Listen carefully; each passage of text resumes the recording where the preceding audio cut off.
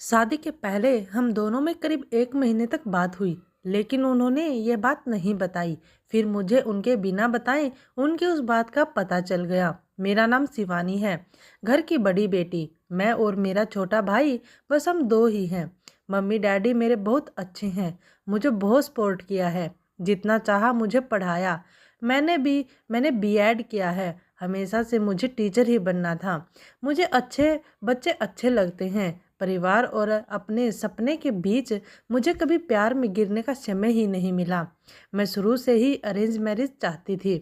Mummy papa जो भी मेरे लिए लड़का देखेंगे वो अच्छा ही होगा। मुझे पता है वो मेरी हाँ ज़रूर पूछेंगे। अब मम्मी पापा ने मेरी शादी की तैयारियां तेज़ कर दी हैं। एक लड़का इस रविवार मुझे देखने आने वाला है। लड़के की तस्वीर उसके पहले आ गई है।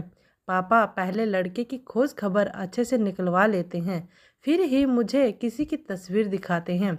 अब आज रविवार भी आ गया। मुझे लगा शायद वो भी रिजेक्ट हो गया होगा, इसलिए अभी तक मुझे लड़का दिखाया नहीं गया। मैं सोकर उठी तो मम्मी मेरे कमरे में आई, बोली बेटा लड़के वाले आने वाले हैं, तू तैयार हो जा। बहुत ही शॉर्ट नोटिस में मुझे तैयार होने को बोला। लड़के वाले आ गए हैं। मैं अभी भी किचन में हूँ, नाश्ते और चाय की प्लेट जमा रही हूँ। बाहर से मुझे बात करने की आवाज़ें सुनाई दे रही हैं। कुछ ही मिनटों के बाद मम्मी की आवाज़ आई।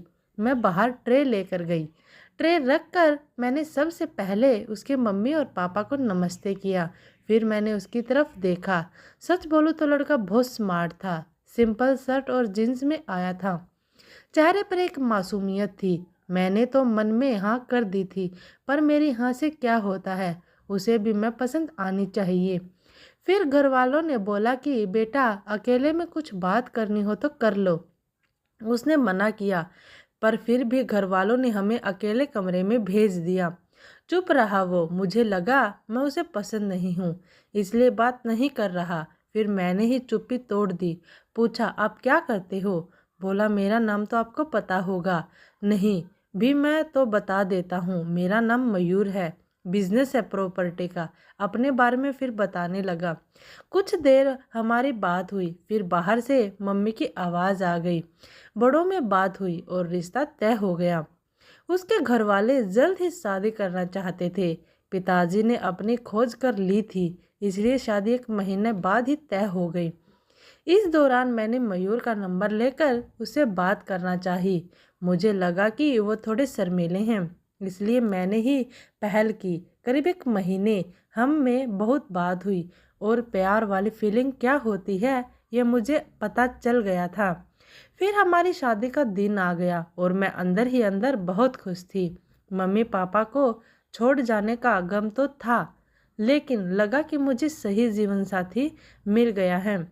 सुहागरात आ गई थी। मैं थोड़ी घबराई हुई थी। बेड पर वो आए और मेरी तरफ देखा। मैंने भी हल्की सी स्माइल पास की। मयूर ने कुर्ता पहन रखा था। वो थोड़े घबराए लग रहे थे। मुझे लगा जैसे मैं नर्वस हूँ, शायद वो भी इसी तरह होंगे। मयूर अब बाथरूम गए और कुर्ता चेंज करके आए। फिर मयूर आकर बोले कि बहुत थक गई होगी शायद, आज आराम कर लो। मुझे लगा वो भी थके हैं, इसलिए मैंने ज़्यादा सवाल जवाब नहीं किए।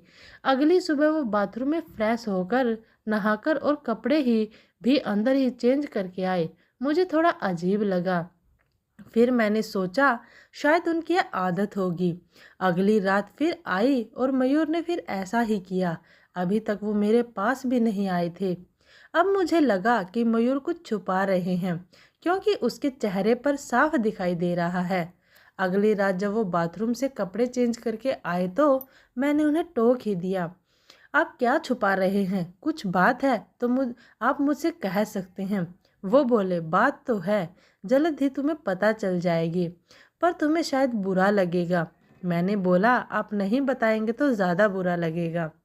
उन्होंने अपना शर्ट खोला और फिर उसे कुछ कहना नहीं पड़ा, मैं खुद ही समझ गई। उसके चेस्ट पर एक लड़की के नाम का टैटू था, रिया। अब मैं चुप हो गई और चुपचाप बेड के एक साइड पर सो गई। वो मुझसे बात करने की कोशिश करना चाह रहे थे, लेकिन फिर वो भी बेड के दूसरी साइड पर सो गए। अगले दिन मेरा मुंह उतरा हुआ था। मुझे इस बात का ज़्यादा दुख था कि उसने मुझसे यह बात छिपाई। हाँ, हमें कम समय मिला, लेकिन फिर भी इतना समय था कि वो मुझे बता सकते थे। अगली रात वो फिर कमरे में आए। उसके आने के पहले ही मैं बेड के साइड पर सो चुकी थी। उन्होंने मुझे मेरी बाह पर हाथ लगाया और बोला, तुम चाहो तो हम बात कर सकते हैं। मैंने बोला, अब क्या बताओगे? वो बोले कि मैं उस लड़के से प्यार करता था, लेकिन रिया को हमेशा से विदेश में शिफ्ट होना था, इसलिए जब उसे मौका मिला तो वो चली गई। मैंने पूछा, वो तुम्हें छोड़कर किसी और के साथ चली गई? वो बोले, हाँ, मैं चाहता तो यह टैटू को साफ करवा लेता, लेकिन मैंने सोचा पहले तुम्हें बताऊंगा। तुम्हारी बातों से मुझे लगा था कि तुम समझोगी। फिर वो चुप हो गई। मैंने बोला, तुम मुझे शादी के पहले भी बता सकते थे। वो बोले, अगर मैं बताता तो क्या तुम शादी नहीं करती? और अगर अब भी तुम जानना चाहो तो जा सकती हो। मैं वही करूँगा जो तुम्हें अच्छा लगे। उस रात मेरा गुस्सा पता नहीं कहाँ चला गया, लेकिन थोड़ा डर भी था, कहीं फिर से झूठ तो नहीं बोल रहे मासूम शक्ल बनाकर। मैंने कुछ जवाब नहीं दिया। लगभग 3 महीने तक हमारी बात नहीं हुई।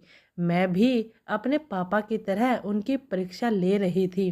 फिर एक रात मैंने उससे पूछा, उस लड़की से ज़्यादा प्यार करोगे मुझे?